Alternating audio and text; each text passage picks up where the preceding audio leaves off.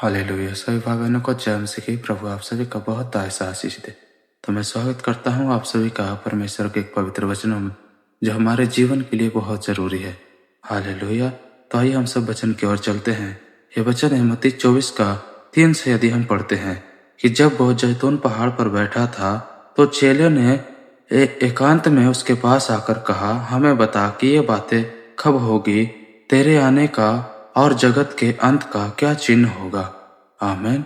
जो उनके चेले हैं, जो प्रभु यीशु मसीह से पूछ रहे हैं कि तेरे आने का और जगत के अंत का क्या चिन्ह होगा। हालेलुया। तो यीशु ने उसको उत्तर दिया, सावधान रहो, कोई तुम्हें ना भरमाने पाए। आमीन। परमेश्वर का वचन कहता है सावधान रहो, कोई तुम्हें ना भरमाने पाए, क्योंकि बहुत से ऐसे लोग हैं जो प्रभु को दास दासियों को सताते हैं और मारते हैं और कहते हैं कि दूर हो जाओ, क्योंकि ऐसा कोई परमेश्वर नहीं है जो हमारे जीवन को बदल सकता है। हालेलुया। और बहुत से लोग ऐसे आएंगे जो मेरे नाम से दुष्ट आत्माओं को निकालेंगे और कहेंगे कि मैं ही मसीह हूँ। हालेलुया।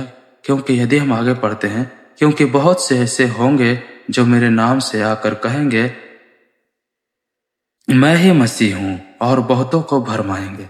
आमीन।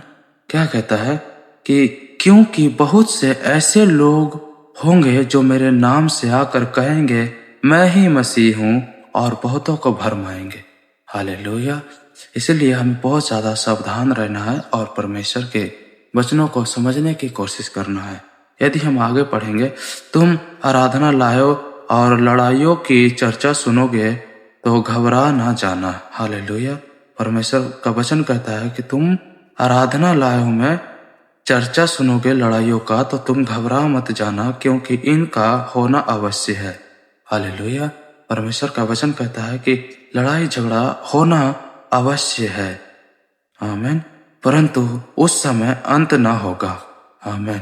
परमेश्वर का वचन कहता है उस समय अंत ना होगा, क्योंकि जाति जाति और राज्य पर राज्य चढ़ाई करेगा और जगत जगत अकाल पड़ेंगे और भूकंप होंगे। ये सब बातें पीड़ाओं का आरंभ होगी। हालेलुया। परमेश्वर का वचन कहता है जगह जगह पर अकाल पड़ेंगे और भूकंप होगी, तब वह कलेश देने के लिए तुम्हें पकड़वाएंगे। आमीन। परमेश्वर का वचन खुद कहता है कि कलेश देने के लिए तुम्हें पकड़वाएंगे। आमीन। और तुम्हें मार डालेंगे।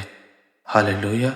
सुनने के लिए तो ये थोड़ी सी डरावनी बातें हैं, लेकिन आप परमेश्वर में हो, इसलिए मैं चाहता हूँ आप इस वचन को जरूर सुने। हालेलुया। परमेश्वर का वचन कहता है और तुम्हें मार डालेंगे और मेरे नाम के कारण सब जातियों के लोग तुमसे बैर रखेंगे।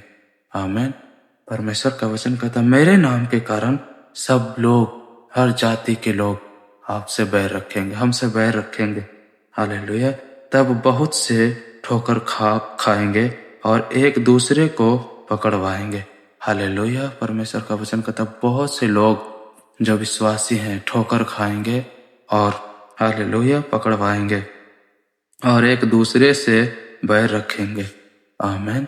कि विश्वासी ही विश्वासियों से बैर रखेंगे और हालेलुया बहुत से झूठे भविष्यवक्ता उठ खड़े होंगे। हालेलुया।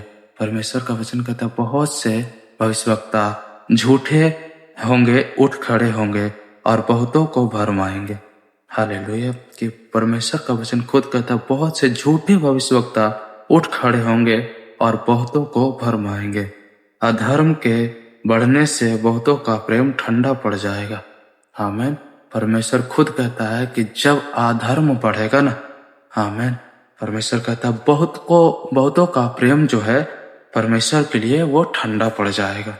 हालेलुया। परंतु जो अंत तक धीरज धरे रहेगा उसी का उद्धार होगा। आमीन।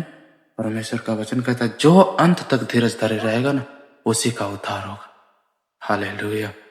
ये वचन हमें थोड़ा सा जो है हमारे अंदर डर तो पैदा करता है, लेकिन क्या करें, हम मसीह हैं, प्रभु के मानने वाले हैं, तो हमें थोड़ा संभल कर रहना चाहिए और प्रभु में बहुत सोच समझ कर बढ़ना चाहिए, क्योंकि जगह जगह लोग हैं जो हमें पकड़वाने के लिए, हमें मार पीट करने के लिए तैयार खड़े हुए हैं।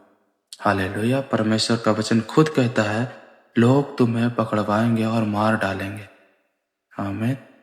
इसीलिए परमेश्वर का वचन कहता है उस समय हालेलुया बहुतों का प्रेम ठंडा पड़ जाएगा।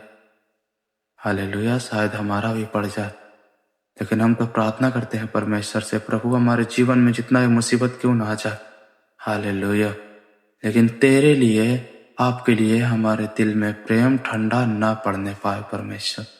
हालेलुया। पता है, ये वचन सुनकर, ये वचन मुझे अंदर से हिला देता है। आमीन। लेकिन जो वचन परमेश्वर का है, मैं चाहता हूँ आप सभी भी सुने और इस वचनों को अपने जीवन में ग्रहण करें। हालेलुया। मैं आशा करता हूँ ये वचन आप सभी को समझ में आया होगा। सभी भाई बहनों को जय मसीह की। प्रभु आप सभी को बहुत आशीष दे। आमीन। आमीन।